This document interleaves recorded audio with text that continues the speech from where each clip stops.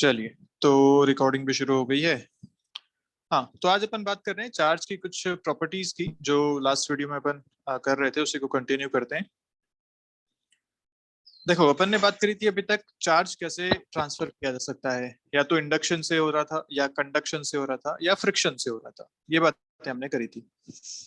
Friction में हमने बोला था कि कम से कम एक ऑब्जेक्ट नॉन मेटल होना चाहिए, तभी फ्रिक्शन से चार्ज ट्रांसफर हो पाएगा। जैसे आपने बोला था, आप बाल जब कॉम करते हो तो चार्ज स्टैटिक फ्रिक्शन आपको स्टैटिक चार्ज देता है। ऐसे ग्लास रॉड और वुल को आपने जब किया, सिल्क क्लॉथ को किया, वो सारी चीजें थी। कंडक्शन में हमने बोला कि जब दोनों मेटल्स हैं तो आप कंडक्शन से चार्ज ट्रांसफर कर सकते हैं, और इंडक्शन कहीं भी हो सकता है। हमने ऐसे एग्जांपल देखे कि आप दूरी से एक चार्ज को अगर एक न्यूट्रल सरफेस के पास लेके जाते हो तो वहां पे चार्ज इंड्यूस हो जाते हैं। अब मेटल में तो हमने देखा चार्ज इंडक्शन। देखते हैं कि एटम में या नॉन मेटल में इंडक्शन कैसे होता है। तो सीधा सा हिसाब है कि एक एटम कैसे बना होता है भाई। एक एटम एटम के अंदर एक न्यूक्लियस पॉजिटिवली चार्ज होगा और आसपास इलेक्ट्रॉन्स होंगे, और इलेक्ट्रॉन्स होते हैं नेगेटिवली चार्ज। अब सोचो, इस एक एटम के पास अगर तुम एक पॉजिटिव चार्ज लेके जाते हो तो क्या होगा। ये पॉजिटिव चार्ज जो है इस पूरे इलेक्ट्रॉन क्लाउड को, या जितने भी इलेक्ट्रॉन्स इसमें हैं, उन सबको अपनी तरफ अट्रैक्ट करेगा। और क्योंकि न्यूक्लियस पॉजिटिवली चार्ज होता है, अंदर प्रोटॉन्स होते हैं, तो ये पॉजिटिव इसको रिपेल करेगा। सेम चार्जेस में रिपल्शन, अपोजिट चार्जेस में अट्रैक्शन। तो होगा क्या, इस एटम की शेप थोड़ी बिगड़ जाएगी, और शेप बिगड़ के ये हो जाएगा ऐसा कि इलेक्ट्रॉन्स जो है वो सारे इस तरफ खींचे चले आएंगे, जबकि न्यूक्लियस जो है वो थोड़ा सा दूर चला जाएगा। ये जो शेप यहाँ पे बनी, इसे कहा जाता है डाइपोल। क्योंकि एक एटम जो पहले बिल्कुल सिमेट्रिकली अरेंज था, सेंटर पे पॉजिटिव था, आसपास सारे नेगेटिवली चार्ज थे, अब इस चार्ज के प्रेजेंस की वजह से कैसा हो गया, नेगेटिव सारे इस तरफ इकट्ठे हो गए, और जो न्यूक्लियस था पॉजिटिव वो थोड़ा सा दूर चला गया। यहाँ पे दो डिफरेंट चार्जेस, दो पोल्स बन गए, एक नेगेटिव एक पॉजिटिव। इसे कहा जाता है एक डाइपोल। तो डाइपोल हालांकि हम आगे बहुत डिटेल में पढ़ने वाले हैं, लेकिन एक एटम पे भी इंडक्शन की वजह से फर्क पड़ता है। पोलराइजेशन यहाँ पे हो जाता है। पोलराइजेशन मतलब दो पोल्स का बन जाना, एक नेगेटिव पोल एक पॉजिटिव पोल, ऐसा। तो एक एटम पे भी ये फर्क पड़ता है। अब सोचो, अगर एक नॉन मेटम की बात, एक नॉन मेटल की अगर मैं बात करूं, तो नॉन मेटल्स में भी फ्री इलेक्ट्रॉन्स तो होते नहीं है। फ्री इलेक्ट्रॉन अगर नहीं होते, तो जैसा कि मेटल में आपने देखा था कि अगर यहाँ पे एक ऑब्जेक्ट है, यहाँ पे एक ऑब्जेक्ट है, और अगर ये मेटल था तो इसके अंदर के जितने भी इलेक्ट्रॉन्स थे वो सारे यहाँ आ जाते थे, और पॉजिटिव चार्ज सारे पीछे चले जाते थे अगर ये पॉजिटिवली चार्ज पार्टिकल पास में लाए तो। बट क्योंकि ये नॉन मेटल है, नॉन मेटल के अंदर कोई फ्री इलेक्ट्रॉन्स नहीं है, तो होगा क्या, जितने भी इसमें एटम्स हैं उन सारे एटम्स का यहाँ पे पोलराइजेशन हो जाएगा, जैसा अभी हमने पढ़ा, और ये सारे एटम्स अब इस तरीके से बिहेव करने लगेंगे। तो ओवरऑल अगर देखो, तो सारे के सारे नेगेटिव चार्जेस इस तरफ आ चुके हैं, और सारे के सारे पॉजिटिव चार्जेस यहाँ से दूर जाने की कोशिश कर रहे हैं। तो एक नॉन मेटल के केस में भी इंडक्शन की वजह से पोलराइजेशन यहाँ पे होता है।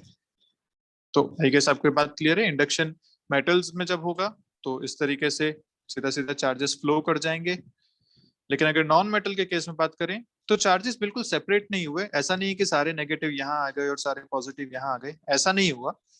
हर एक एटम अपने आप में पोलराइज हुआ, वहां पे डाइपोल बना। ये होता है induction in a non metal. ये केसेस अपने को ध्यान रखने हैं। तो यहाँ तक आपका चार्जेस की सारी प्रॉपर्टीज और इनके बारे में जो बातें थी वो खत्म होती हैं। एक छोटा सा जो एक्सपेरिमेंट था, या छोटा सा एक एपरेटस पहले बनाया गया था, जब चार्जेस के बारे में बात हो ही रही थी, इसके बारे में थोड़ा सा पढ़ लेते हैं कि ये क्या है। Gold leaf electroscope.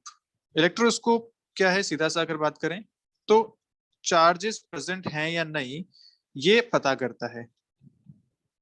किसी जगह पे चार्ज प्रेजेंट है या नहीं, ये इलेक्ट्रोस्कोप से पता किया जा सकता है। अब तो टेक्नोलॉजी बहुत चेंज हो चुकी हैं, लेकिन ये शुरू शुरू का एक वहां पे बनाया गया था। तो क्या किया था इन्होंने, एक ऐसा ग्लास का जार लिया,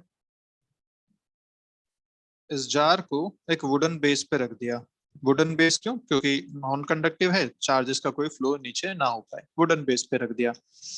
अब इसके अंदर इन्होंने एक ब्रास की ऐसी या मेटल की एक रॉड लगा दी, इसके ऊपर एक ऐसा ब्रास का या कोई मेटल का एक स्फीयर रख दिया या कोई एक पीस रख दिया। नीचे क्या किया इन्होंने, ऐसा एक ब्रास का लीफ और एक गोल्ड का ऐसा लीफ, लीफ मतलब एक छोटी सी पत्ती सी मान लीजिए, ऐसा एक यहाँ पे लगा रखा है। ठीक है, अब हुआ ये कि क्योंकि ये मेटल है, इस पे इनिशियली कोई चार्ज नहीं है, पास में जैसे ही आप एक यहाँ पे चार्ज रॉड लेके आए, लेट्स से पॉजिटिव चार्ज की रॉड लेके आए, तो होगा क्या, क्योंकि ये मेटल है यहाँ पे इंडक्शन होना चाहिए, और जैसे इंडक्शन होगा इस पे एक नेगेटिव चार्ज यहाँ पे प्रोड्यूस होगा, और नेगेटिव चार्ज के अपोजिट एक पॉजिटिव चार्ज भी प्रोड्यूस होना चाहिए। पॉजिटिव जो होगा वो मैक्सिमम दूरी पे चला जाना चाहिए, और क्योंकि यहाँ पे सब कुछ मेटालिक है, यहाँ ये नीचे तक पूरा मेटल है, तो ये जो पॉजिटिव चार्ज फ्लो हुआ वो पॉजिटिव चार्ज सारा यहाँ तक फ्लो हो गया, नेगेटिव सारा रह गया इसके ऊपर, और पॉजिटिव फ्लो हो गया पूरा नीचे तक। ये जैसे ही हुआ, अब सोचो होगा क्या कि यहाँ जो दो लीफ नीचे बनी हुई है, इन दोनों लीव्स पे पॉजिटिव चार्जेस हैं, और ये लीफ बहुत हल्की हल्की सी हैं, एकदम पतली पतली सी फॉइल है कि थोड़ा सा भी फोर्स लगाओ तो ये मूव कर जाएगी। सोचो इन दोनों पे जब पॉजिटिव चार्ज आया तो इनके आपस में बीच में रिपल्शन शुरू हो गया, और जैसे रिपल्शन शुरू हुआ ये थोड़ी सी डाइवर्ज हो गई, थोड़ी सी मूव हो गई। मतलब ये पहले अगर इस एंगल पे थी, एक यहाँ थी और एक यहाँ थी, तो पॉजिटिव चार्ज के आने के साथ ये थोड़ी सी दूर चली गई रिपल्शन की वजह से।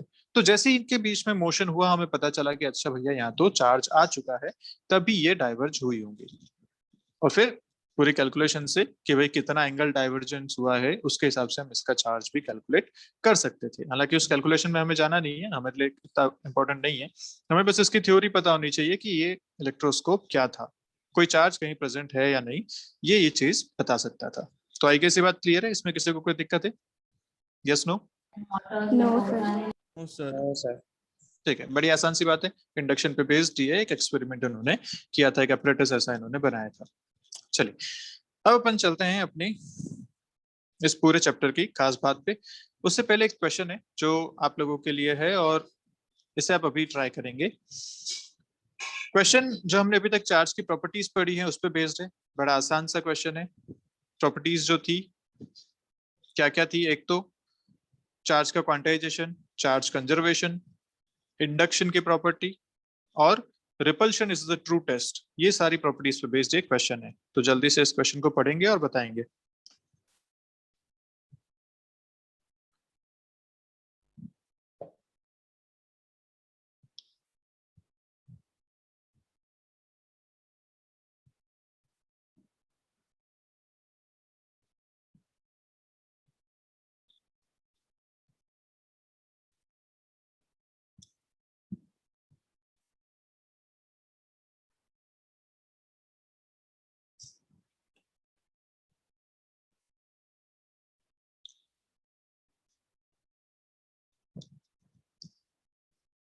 चलिए, ऐसी 5 बॉल्स यहाँ पे दे रखी हैं,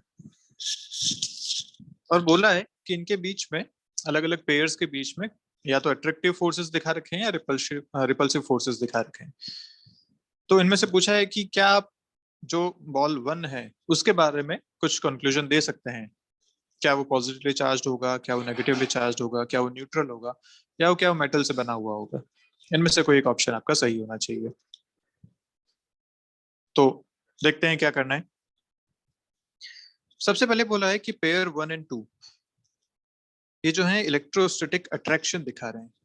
अच्छा, इलेक्ट्रोस्टैटिक अट्रैक्शन के लिए क्या दोनों चार्जेस होना जरूरी है, या एक चार्ज और एक न्यूट्रल में भी अट्रैक्शन हो सकता है? Yes sir. Yes sir. Yes, क्या यस दोनों। चार्ज और न्यूट्रल में भी अट्रैक्शन हो सकता है, क्या ये स्टेटमेंट सही है? Yes sir.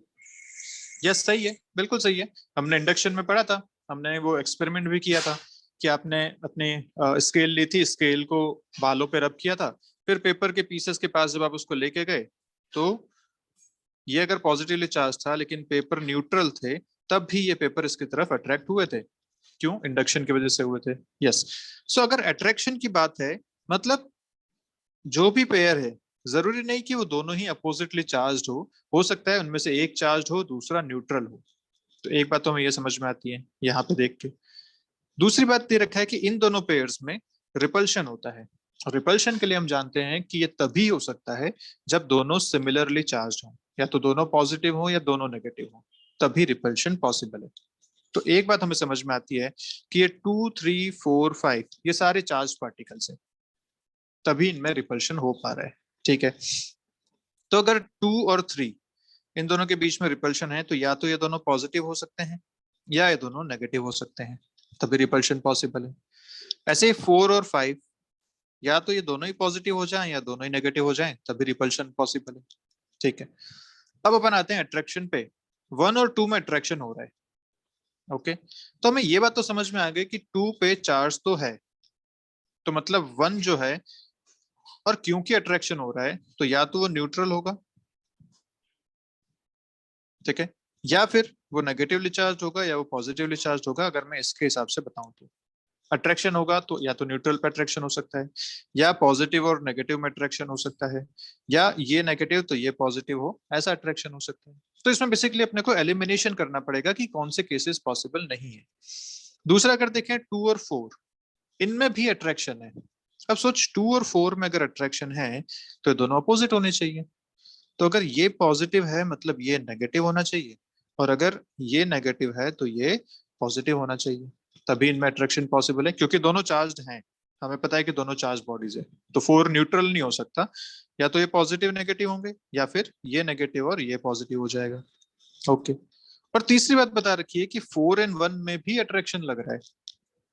अच्छा, अगर 4 चार्ज ऑलरेडी है और 1 के साथ अट्रैक्शन बता रहा है, तो अब आप तुम मुझे बताओ कि क्या कंक्लूजन इससे बता सकते हो। न्यूट्रल। न्यूट्रल होना न्यूट्रल चाहिए, होगा। बिल्कुल ठीक बात है, क्योंकि जो 2 है वो अगर पॉजिटिव है तो 4 जो है वो नेगेटिव है, और 1 जो है वो 4 के साथ भी अट्रैक्शन दिखा रहा है और 2 के साथ भी अट्रैक्शन दिखा रहा है। तो इसका मतलब यही हुआ भैया कि जो 1 है वो न्यूट्रल होना चाहिए, तभी वो पॉजिटिव के साथ भी अट्रैक्शन दिखा पा रहा है और नेगेटिव के साथ भी अट्रैक्शन दिखा पा रहा है। तो बस आपका आंसर क्या आ गया कि दिस शुड बी न्यूट्रल, ये आपका आंसर हो जाएगा। क्लियर है? तो आई गेस ये आपको कॉन्सेप्ट क्लियर है कि कैसे अपने को क्वेश्चन को सॉल्व करना है, कैसे repulsion is the true test, और कैसे अट्रैक्शन जो है वो चार्ज बॉडीज और न्यूट्रल और चार्ज के बीच में भी हो सकता है। ठीक है, सभी को क्लियर है? Yes no? Yes sir. Yes yes sir. चलिए ठीक है, ठीक है, ठीक है। तो अब शुरू करते हैं अपना कुलॉम्स लॉ के बारे में बात करना।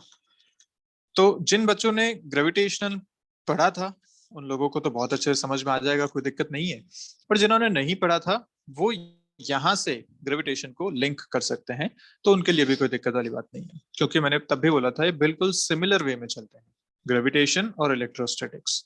वहां भी दो मासेस के बीच की फोर्स की बात होती है, यहाँ पे दो चार्जेस के बीच के फोर्स की बात होती है, और दोनों का फॉर्मूला बिल्कुल सिमिलर वे में चलता है। तो कुलॉम्स लॉ क्या भाई, कुलॉम एक साइंटिस्ट थे, उन्होंने बोला कि अगर दो पॉइंट चार्जेस हैं,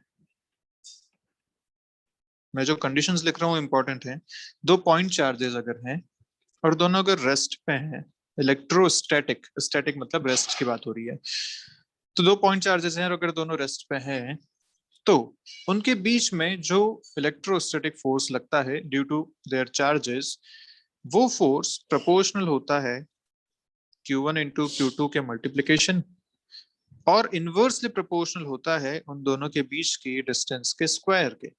इसका मतलब अगर मैं डायग्राम में आपको बताऊं तो यहाँ पे दो चार्जेस अगर Q1 और Q2 रखे हुए हैं, इनके बीच की डिस्टेंस अगर R है, तो इन दोनों के बीच में जो इलेक्ट्रोस्टैटिक फोर्स होगा, लेट्स से अपन मान लेते हैं कि दोनों पॉजिटिव चार्जेस हैं, एक बार के लिए अपन ऐसा मान लेते हैं, तो इनके बीच में रिपल्शन फोर्स होगा, और वो जो फोर्स होगा वो इक्वल एंड अपोजिट फोर्स होगा। तो ये जो फोर्स की वैल्यू है वो उन्होंने बताई is equal to K Q1 Q2 by R square. This is the force magnitude between two point charges kept at the rest. ये दोनों कंडीशंस इसमें इंपॉर्टेंट है, एक तो पॉइंट चार्जेस होने चाहिए और दूसरा दोनों ही रेस्ट पे होने चाहिए, तो इसके बीच में ये फोर्सेस लगते हैं K Q1 Q2 by R square. This is the magnitude of the force.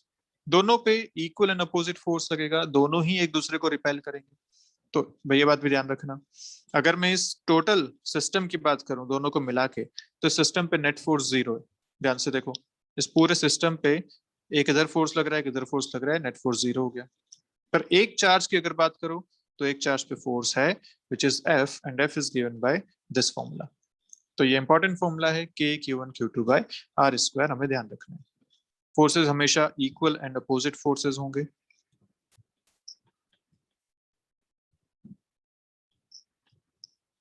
ठीक है, क्योंकि ये 1/r स्क्वायर पे डिपेंड करता है, इसे इनवर्स स्क्वायर लॉ भी कहते हैं, इनवर्स स्क्वायर लॉ भी कहा जाता है।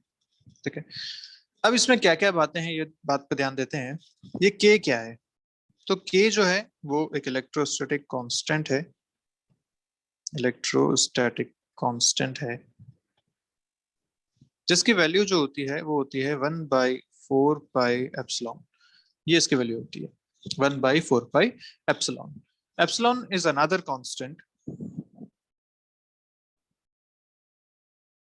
दिस इज परमिटिविटी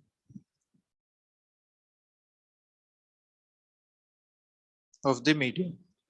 अभी परमिटिविटी क्या है? परमिटिविटी की अगर बात करें तो सीधा सा हिसाब ये आप मान सकते हैं कि कोई मीडियम इलेक्ट्रोस्टैटिक फोर्स को कितना परमिट करता है, वो उस मीडियम की परमिटिविटी होगी। मतलब किसी मीडियम में दो चार्जेस अगर आप रखते हैं तो कितना अच्छे से फोर्स एक दूसरे पे लगा पाएंगे, कितना उनका मैग्नीट्यूड ज्यादा होगा कम होगा, ये बात परमिटिविटी पे डिपेंड करती है मीडियम के करस्पॉन्डिंग। तो परमिटिविटी ऑफ द मीडियम होगी एप्सिलॉन। अब अगर बात करते हैं वैक्यूम की या एयर की, तो ये जो एप्सिलॉन होता है इसे एप्सिलॉन नॉट लिख लेते हैं और इसकी वैल्यू जो होती है फिक्स होती है 8.82 into 10⁻⁻12। This is epsilon not. और किसी मीडियम के केस में ये जो एप्सिलॉन है इसे लिखा जाता है epsilon naught into epsilon R, where this epsilon R is called relative permittivity.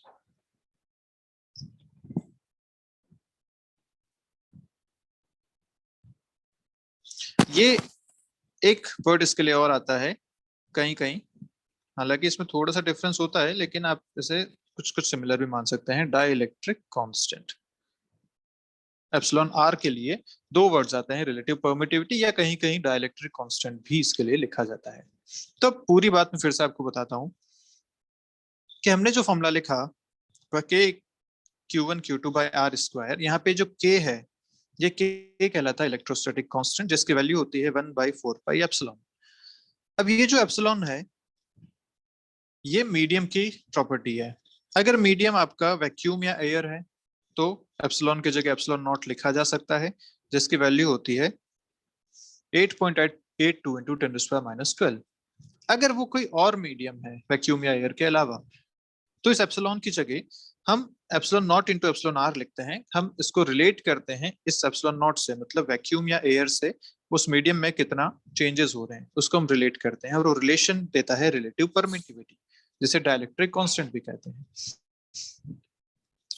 यहाँ पे अगर एयर या वैक्यूम की बात की जाए, फॉर एयर और वैक्यूम, तो K को मैं लिख सकता हूँ 1/4π, एप्सिलॉन की जगह एप्सिलॉन नॉट लिख लेता हूँ और ये जो होता है इसकी वैल्यू होती है 9 into 10⁻⁹। ये आपको याद रखनी है सीधी सीधी। K is equal to 1/4π epsilon naught 9 into 10⁻⁹ के बराबर इसकी वैल्यू होती है। ये कब वैलिड है? एयर या वैक्यूम के केस में। तो जब क्वेश्चन में आपको कुछ नहीं दे रखा ना, तो आपको सीधा क्या मानना है, वो एयर या वैक्यूम की ही बात हो रही है। अगर कोई मीडियम गिवन नहीं है तो आपको यही बात मान के चलनी है कि बात एयर या वैक्यूम की हो रही है। अगर किसी मीडियम की बात होगी तो अलग से स्पेसिफाई कर दिया जाएगा वहां पे। तो ये बात ध्यान रखनी है, के की वैल्यू, एप्सिलॉन नॉट की वैल्यू कहीं कहीं कहीं काम आ जाती है, हमेशा तो काम नहीं आती है ये वैल्यू ध्यान रखनी है। और रिलेटिव परमिटिविटी हमें ध्यान रखना है। अब आप अगर इस फॉर्मूला को फिर से लिखो तो मैं लिख सकता हूँ फोर्स इन एयर या vacuum 1/4π epsilon naught Q1 Q2 by R square, ये हो जाएगा फोर्स एयर में।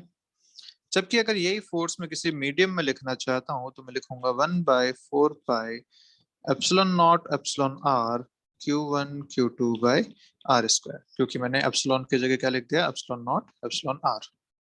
अगर एयर था तो एप्सिलॉन नॉट लिखा, अगर कोई मीडियम है तो एप्सिलॉन नॉट एप्सिलॉन आर लिखा। अब आप ध्यान से देखो, अगर मैं इन दोनों को डिवाइड करता हूं तो मुझे क्या मिल रहा है, force in air by force in medium सारी चीजें कैंसिल हो जाएंगी, बचेगा सिर्फ और सिर्फ एप्सिलॉन आर ऊपर आके। यहाँ से एक आपको बहुत इंपॉर्टेंट बात मिलती है कि force in medium is equal to force in air divided by epsilon R. और ये जो एप्सिलॉन आर की वैल्यू है ये हमेशा मोर देन 1 होती है। Epsilon R is always more than 1। और अगर ऐसा है तो जैसे ही आप मोर देन 1 यहाँ पे डिवाइड करेंगे फोर्स की वैल्यू कम हो जाएगी। इसका मतलब force in a medium is always less than force in air और वैक्यूम। तो ये सारी बातें जो थी हमारे पास कूलॉम लॉ से रिलेटेड आती है। मैं फिर से एक बार रिपीट कर रहा हूँ, आप ध्यान रखिएगा सारी बातों को। पहली बात तो आपको फॉर्मूला ध्यान रखना है। फॉर्मूला में दो कंडीशंस हैं। क्या कंडीशंस हैं? पहली बात तो पॉइंट चार्जेस होने चाहिए, उसी के बीच में फॉर्मूला वैलिड है। दूसरा, चार्जेस रेस्ट पे होने चाहिए। तो दोनों पॉइंट चार्जेस जो आर डिस्टेंस पर रखे हुए हैं, Q1 और Q2 इनका मैग्नीट्यूड है। इन दोनों के बीच में जो फोर्स लगेगा उस फोर्स का जो वैल्यू आएगी या जो मैग्नीट्यूड आएगा वो आएगा K(Q1Q2 बाय आर स्क्वायर से। यहाँ पे जो K है इसकी वैल्यू होती है 1/4πε। अगर ये एयर या वैक्यूम की बात हो रही है तो ये एप्सिलॉन की जगह एप्सिलॉन नॉट लिख सकते हैं। उसकी वैल्यू हो जाएगी आपके पास सीधी सीधी 9 × 10⁹। अगर ये मीडियम की बात हो रही है तो एप्सिलॉन की जगह एप्सिलॉन नॉट एप्सिलॉन आर लिखा जाएगा। फिर epsilon R is the relative permittivity, जिसे डाइलेक्ट्रिक कांस्टेंट भी कहते हैं, और इसकी value is always more than 1। अब आप अगर इसी फॉर्मूला को एक बार एयर में लिखें एक बार मीडियम में लिखें, तो जब एयर में लिखेंगे तो आपको मिलेगा 1/4πε0 Q1Q2 बाय आर स्क्वायर। इसी को जब आप मीडियम में लिखेंगे तो यहाँ पे एक एप्सिलॉन आर टर्म और आ जाएगी। दोनों को डिवाइड करें। अगर दो सेम चार्जेस की हम बात कर रहे हैं, एक बार उसे एयर में रखा हुआ है और एक बार उसी को अपन ने उठा के किसी मीडियम में डाल दिया, तो हम फोर्स कंपेयर कर रहे हैं। तो फोर्स कंपैरिजन से हमें मिला कि जब मीडियम में आप उसी को रख देंगे तो उनके बीच में लगने वाला इलेक्ट्रोस्टैटिक फोर्स अब कम हो जाएगा। ठीक है, यहाँ तक सारी बातें क्या ये क्लियर है? यस और no? Yes, sir. Yes, sir. Yes, ठीक sir. है, Yes, sir. बहुत बढ़िया। कुछ ज्यादा क्लियर हो गया तुझे, दिखे? ठीक है, तो यहाँ तक की सारी बातें आई गेस अब हो गई क्लियर। इसी को अगर मुझे वेक्टर फॉर्म में लिखना है, vector form of Coulomb's law, तो क्या लिखा जा सकता है? बहुत ध्यान से देखिएगा। एक बात हमेशा ध्यान रखना, कोई भी फोर्स की जब बात आती है ना तो दो चीजें देखनी होती हैं। एक होता है मैग्नीट्यूड, दूसरी होती है डायरेक्शन। मैग्नीट्यूड फॉर्मूला से मिल जाएगा K(Q1Q2 बाय आर स्क्वायर से। डायरेक्शन, अगर आप वेक्टर फॉर्म यूज नहीं कर रहे हैं, अगर आप सीधा सीधा यही फॉर्मूला यूज कर रहे हैं जहां पे वेक्टर की आपने कोई बात नहीं की है, तो डायरेक्शन आप देंगे एनालिसिस से। भाई आप जानते हैं कि एक पॉजिटिव और एक नेगेटिव चार्ज अगर रखे हुए हैं तो अट्रैक्टिव फोर्स लगना चाहिए, डायरेक्शन आप बता पाएंगे। अगर दोनों सेम चार्जेस रखे हैं तो रिपल्सिव फोर्स लगना चाहिए, वहां भी आप डायरेक्शन एनालिसिस से बता पाएंगे। तो यहाँ पे हमने डायरेक्शन की कोई बात नहीं की है। आप यह लिख सकते हैं डायरेक्शन बाय एनालिसिस। लेकिन जब वेक्टर फॉर्म की बात करते हैं तो वेक्टर ऑलरेडी डायरेक्शन प्रोवाइड करता है, तो वहां पे एनालिसिस नहीं करना है, वहां पे हमें सीधी सीधी वैल्यूज पुट करनी है विद साइन। तो यहाँ पे आप जब लिखेंगे कि दो चार्जेस ऐसे रखे हुए हैं, एक Q1 है एक Q2 है, और यहाँ से यहाँ का अगर पोजीशन वेक्टर R21 है, position vector of 2 with respect to 1, तो मैं इसे लिखूंगा कि यहाँ फोर्स लिखा जाएगा F is equal to K(Q1Q2 by R21 का स्क्वायर R21 कैप। ये आपका आता है फॉर्मूला। अब क्या क्या हो गया यहाँ पे देखो ध्यान से।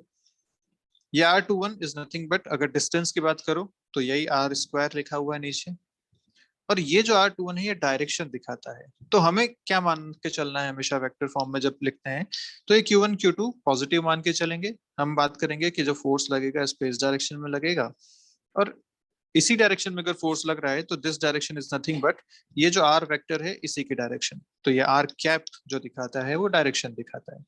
तो ये हमने बताया। अब यहाँ पे चिंता की बात नहीं है। अब आप सोचेंगे कि भैया अगर ये पॉजिटिव हो गया तो ये नेगेटिव हो गया तो ये फॉर्मूला तो गड़बड़ हो जाएगा। ऐसा नहीं है। अगर ये पॉजिटिव और ये नेगेटिव है तो फोर्स लगेगा इस पे अंदर की तरफ, अट्रैक्टिव फोर्स। अब सोचो ये अगर नेगेटिव है और ये पॉजिटिव है, तो आप यहाँ इसको डालोगे पॉजिटिव, यहाँ इसको डालोगे नेगेटिव, क्या ऑलरेडी एक माइनस साइन आपको यहाँ पे मिल जाएगा? यस। तो जैसे माइनस साइन मिला, डायरेक्शन अपने आप आपको मिल गई अंदर की तरफ। तो जब भी आप वेक्टर फॉर्म यूज करेंगे फॉर्मूला का, आपको चिंता करने की जरूरत नहीं है। बस आपको क्या करना है, Q1 and Q2 with sign यहाँ पे आपको पुट करने हैं। विद साइन जैसे पुट करेंगे आपको अपने आप डायरेक्शन सही मिल जाएंगी। तो ये बात हमेशा ध्यान रखनी है, वेक्टर फॉर्म में Q1 और Q2 विद साइन पुट करने हैं। अगर आप स्केलर फॉर्म यूज करते हैं जो पहले हमने पढ़ा था, वहां पे आप डायरेक्शन ऑलरेडी एनालिसिस से दे रहे हैं, वहां पे सिर्फ मैग्नीट्यूड्स हमें चाहिए होते हैं। ठीक है। इसी को लिखने का एक तरीका और होता है, हम जानते हैं वेक्टर्स में हमने पढ़ा था कि कोई भी यूनिट वेक्टर जो होता है, अगर ए कैप है तो उसे लिखा जाता है ए बार डिवाइडेड बाय उसका magnitude. Vector by magnitude will give you unit vector. तो मैं यहाँ इसको लिख सकता हूँ के Q1 Q2 बाय R21 का क्यूब इंटू R21 वेक्टर, ऐसा भी इसे लिखा जा सकता है। ठीक है, मैंने कैप को हटा के वेक्टर बाय मैग्नीट्यूड किया, नीचे एक मैग्नीट्यूड और आ गया तो स्क्वायर का क्यूब हो गया, और ऊपर वेक्टर फॉर्म में ये अपने पास फॉर्मूला बन गया। तो सारी चीजें ये आपको क्लियर होनी चाहिए, वेक्टर फॉर्म में कैसे लिखेंगे और स्केलर फॉर्म में आप इसको कैसे लिखेंगे। क्या यहाँ तक क्लियर है? इस पे क्वेश्चंस करते हैं अपन। यस और नो, क्लियर यहाँ तक? Yes sir. Yes, sir. ठीक है। Yes sir. ठीक है, आइए। तो पहला क्वेश्चन आपके सामने है, आपके स्क्रीन पे ये रहा भाई। दो चार्जेस +2 कूलम +3 कूलम, बड़ा आसान सा क्वेश्चन। डिस्टेंस दे रखा है इन दोनों के बीच में 2 मीटर्स। पूछा है आपसे, बताइए इन दोनों के बीच में लगने वाला इलेक्ट्रोस्टैटिक फोर्स कितना है। बहुत बच्चों वाला क्वेश्चन है, जल्दी से आंसर मुझे सही से बता दीजिए। मुझे मैथमेटिकल न्यूमेरिकल वैल्यू चाहिए पूरी।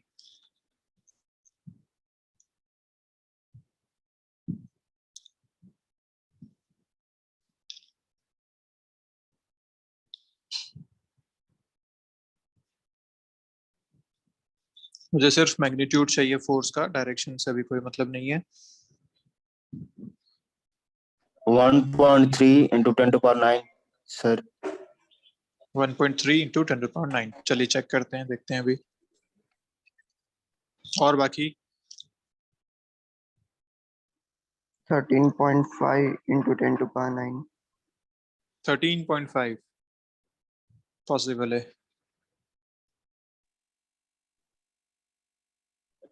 Sir 13.5 into 10⁹9। 13.5 into 10⁹9।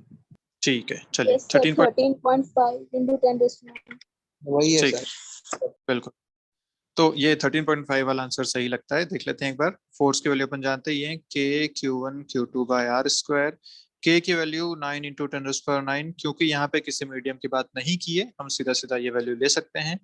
Q1 आपको 2 कॉलम दे रखा है, ये 3 कॉलम दे रखा है। आर स्क्वायर यहाँ पे हो जाएगा 2 का स्क्वायर। सब मीटर्स में है, कोई दिक्कत वाली बात नहीं है। अगर मीटर में नहीं होता तो चेंज करना पड़ता अपने को, फिलहाल कोई दिक्कत नहीं।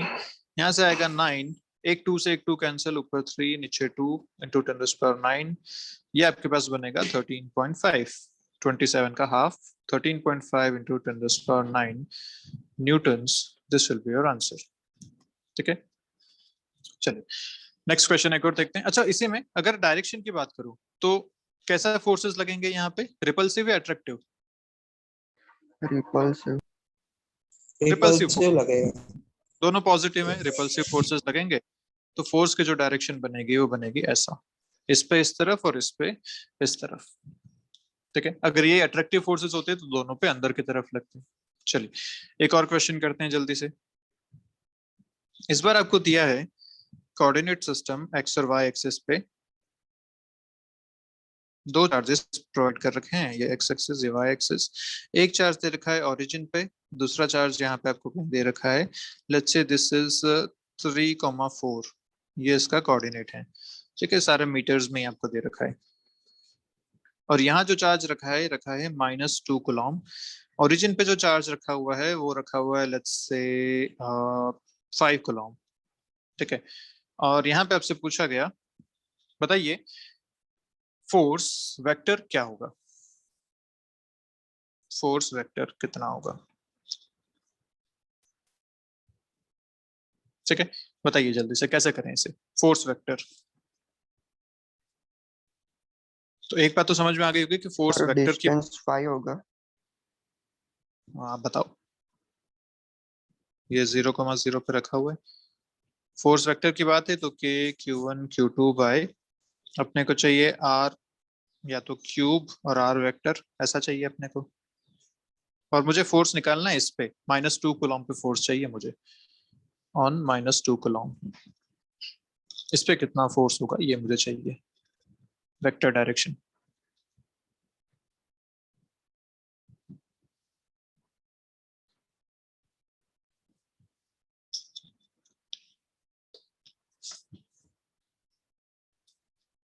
चलो एक क्वेश्चन मैं करता हूँ ये वाला, उसके बाद तुम करो। तो जब भी ध्यान रखो, जिस भी चार्ज पे अपने को टोटल फोर्स पूछा गया है, अपन क्या करेंगे, दूसरे चार्ज से उस चार्ज तक का पोजीशन वेक्टर लिखेंगे। तो यहाँ अपना जो पोजीशन वेक्टर आएगा वो आर, ये वाला वेक्टर होगा, ओरिजिन से उस -2 की तरफ वाला वेक्टर, क्योंकि फोर्स अपने को निकालना है -2 पे। तो ओरिजिन से -2 या फर्स्ट चार्ज से सेकंड चार्ज की तरफ वाला वेक्टर अपने को यूज करना है। तो ये हो गया आर वेक्टर। अब वेक्टर अगर देखें तो वेक्टर्स लिखना आता है आप लोगों को। दो कोऑर्डिनेट्स अगर दे रखे हैं, ये 3,4 है, 0,0 है, तो वेक्टर कैसे लिखा जाता है, फाइनल माइनस इनिशियल से। तो आर वेक्टर मैं लिखूंगा, तो इसका एक्स कोऑर्डिनेट 3, इसका एक्स कोऑर्डिनेट 0, 3 - 0 आई कैप, प्लस इसका वाई कोऑर्डिनेट 4, इसका वाई कोऑर्डिनेट 0 जे कैप। तो ये वेक्टर आएगा 3 I cap plus 4 J cap. ये आपके पास मिल गया वेक्टर। अब मुझे इसका मैग्नीट्यूड चाहिए, किसी भी वेक्टर का मैग्नीट्यूड निकालना हम जानते हैं, √ एक्स कोऑर्डिनेट का स्क्वायर प्लस वाई कोऑर्डिनेट का स्क्वायर, आई कैप स्क्वायर प्लस जे कैप स्क्वायर। ये आपको मिल जाएगा 5। तो सारी चीजें अपने को मिल चुकी हैं। फोर्स वेक्टर आराम से लिखा जा सकता है के, क्योंकि वेक्टर फॉर्म में लिख रहे हैं साइन के साथ वैल्यूज पुट करनी पड़ेंगी। Q1 आप ले लीजिए 5, Q2 ले लीजिए -2 डिवाइडेड बाय आर क्यूब, सब मीटर में चल रहा है, सीधा 5 का क्यूब लिखा जा सकता है।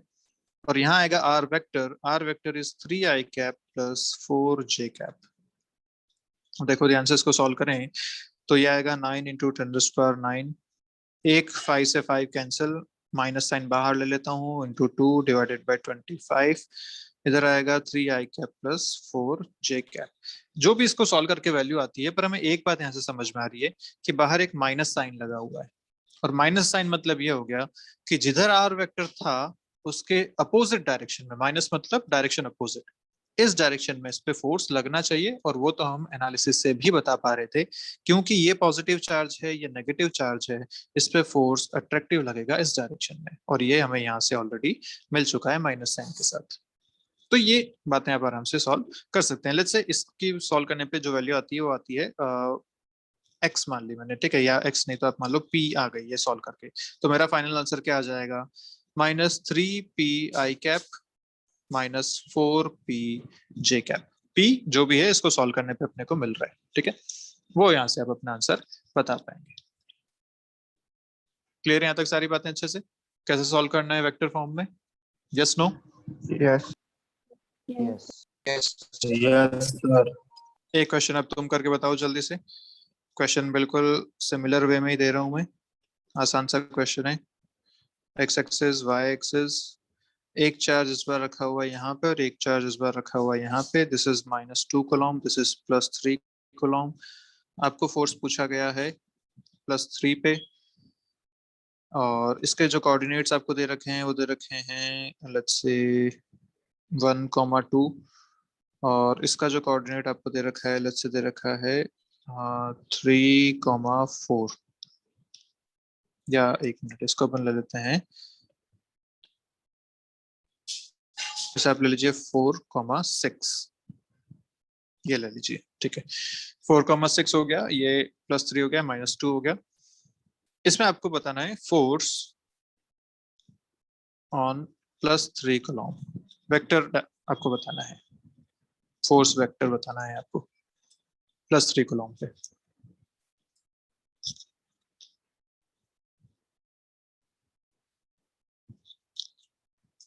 चलिए, ज्यादा टाइम नहीं है अपने पास। आप लोगों के पास अब 2 मिनट है, फिर मीटिंग खत्म हो जाएगी, तो जल्दी सॉल्व करते हैं।